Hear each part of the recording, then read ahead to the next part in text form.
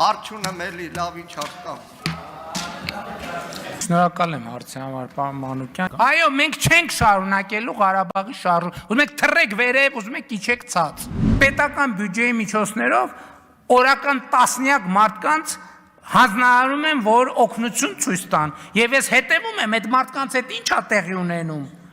Ոչ մի բան, իրանք նորից են այդ նույն նամակը գրում։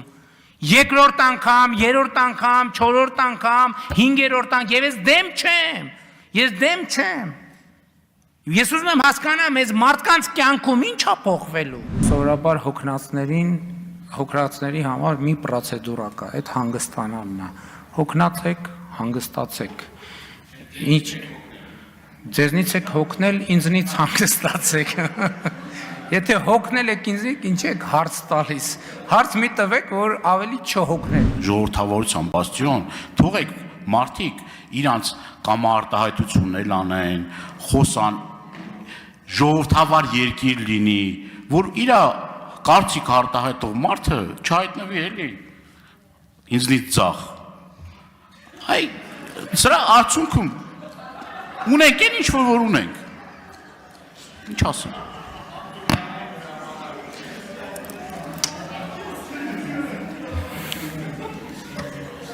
Շնորհակալություն, պարոն,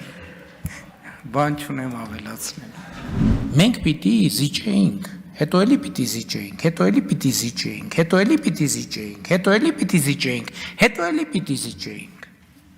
Արա, եթե բան չկա բանավիճելու, վեր ընկեք տեղներդ, ձեններդ կտրեք։ Եթե բանավիճում եք, եկեք խոսանք։ Ես ասում եմ, ես ձեզ հետ չեմ բանավիճի, ես ձեզ հետ պատերով կտամ, եւ այդտեղի ձեր քաղաքական դիակի մնացորդները դուրս կհանեն, իրեքիդ էլ վերաբերվում է, հերիքան ներվերներիս հետ խաղակ։ Դե դա գիտեք, հիմա ես բան չեմ անելու, էլի կներեք, էդ էլ հասարակագիտության 7-րդ դասարանի դասագրքի դաս է, այդ դասը ես չեմ կարծում, թե պետքա հիմա բան անեմ։ Եթե որևէ դուրս պրծուկ փորձի Հայաստանի Հանրապետության քաղաքացու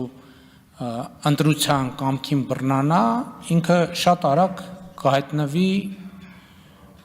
որտեղ ասեմ, ասֆալտին, ամենաարագը տեղը։